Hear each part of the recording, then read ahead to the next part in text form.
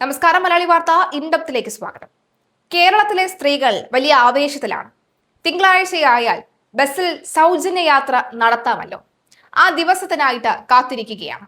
സംസ്ഥാന സർക്കാരിന്റെ ഇന്ദിരാ ഗ്യാരണ്ടി പദ്ധതിയുടെ ഭാഗമായി സ്ത്രീകൾക്കും ട്രാൻസ്ജെൻഡർ വ്യക്തികൾക്കുമായി പ്രഖ്യാപിച്ച പ്രിയദർശിനി സൗജന്യ യാത്രാ പദ്ധതി ജൂൺ 15 തിങ്കളാഴ്ച മുതൽ പ്രാബല്യത്തിൽ വരാനിരിക്കെ KSRTC ഓർഡിനറി ബസ്സുകളുടെ സബ് ക്ലാസ് ലിസ്റ്റ് അധികൃതർ ഔദ്യോഗികമായി തന്നെ പുറത്തിറക്കി.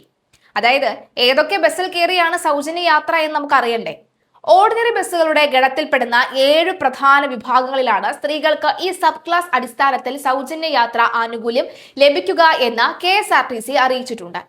Ordinary, city ordinary, limited stop ordinary, ഈ town to town, fare stage limited stop, point to point limited stop, ഗ്രാമവണ്ടി എന്നിവയാണ് സ്ത്രീകൾക്ക് സൗജന്യ യാത്രാ സൗകര്യമുള്ള ആ 7 ബസ് വിഭാഗങ്ങൾ.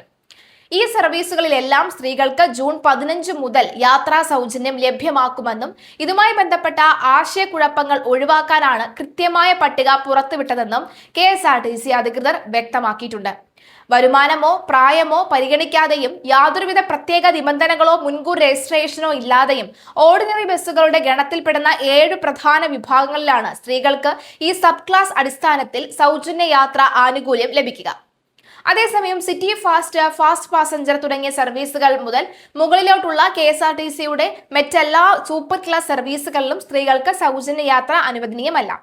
ഇതിനു പുറമെ ഉത്സവകാല സ്പെഷ്യൽ സർവീസുകൾ, വീക്ക് ആൻഡ് അഡീഷണൽ സർവീസുകൾ, അതുപോലെ തന്നെ BTC സർവീസുകൾ, ചാർട്ടേഡ് ട്രിപ്പുകൾ എന്നിവയിലും ഈ യാത്രാ ആനുകൂല്യം ലഭിക്കില്ല എന്ന് KSRTC വ്യക്തമായി അറിയിച്ചിട്ടുണ്ട്.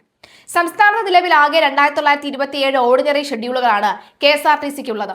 ഇവയെല്ലാം എല്ലാ ദിവസവും പൂർണ്ണമായി ഓടിക്കാറില്ലെങ്കിലും യാത്രക്കാരുടെ തിരക്കനുസരിച്ച് സർവീസുകളിൽ ആവശ്യമായ മാറ്റങ്ങൾ വരുത്താറുണ്ട്.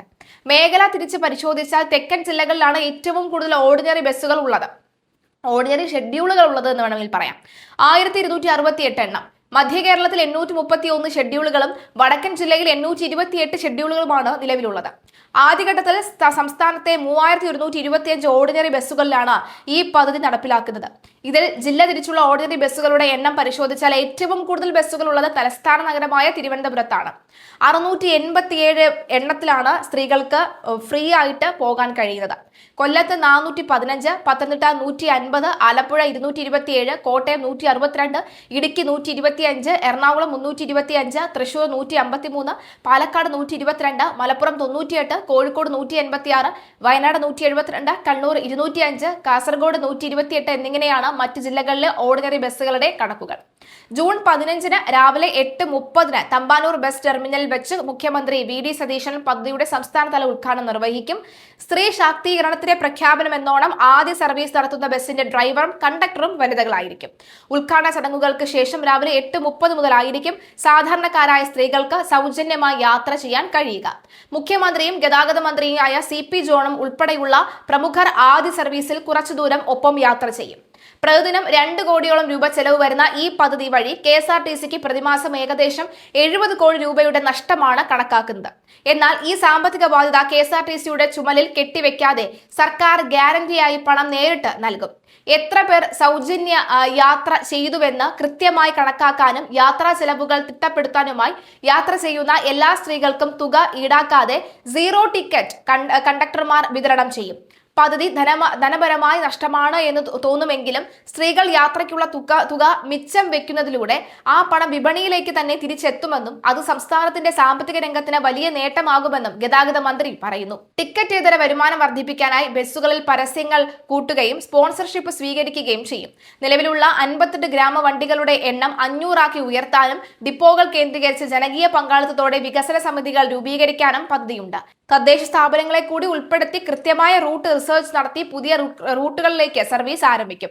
പ്രതിസന്ധിയിലായ സ്വകാര്യ ബസ് മേഖലയോട് സർക്കാരിനോ KSRTCക്കോ യാതൊരുവിധ ശത്രുതയുമില്ല. 10 വർഷം മുൻപ് സ്വകാര്യ ബസ്സുകൾ ഉൾപ്പെടെ 30,000 ബസ്സുകൾ ഉണ്ടായിരുന്ന സ്ഥാനത്താണ് ഇന്നത് 10,000-ൽ താഴെയായി ചുരുങ്ങിയിരിക്കുക എന്നതുകൂടി ശ്രദ്ധിക്കുക. സ്വകാര്യ ബസ് ഉടമകളുമായി ചർച്ച നടത്തി അവരുടെ പ്രശ്നങ്ങൾ പരിഹരിക്കാമെന്നും അവരെ തകർക്കുക എന്നത് സർക്കാരിന്റെ ലക്ഷ്യമല്ലെന്നും ഗതാഗത മന്ത്രി CP ജോൺ കൂട്ടിച്ചേർത്തു. കണ്ടറിയാം 15-ാം തീയതി മുതൽ എന്തൊക്കെയാണ് കേരളത്തിൽ സംഭവിക്കാൻ പോകുക എന്നുള്ളത്.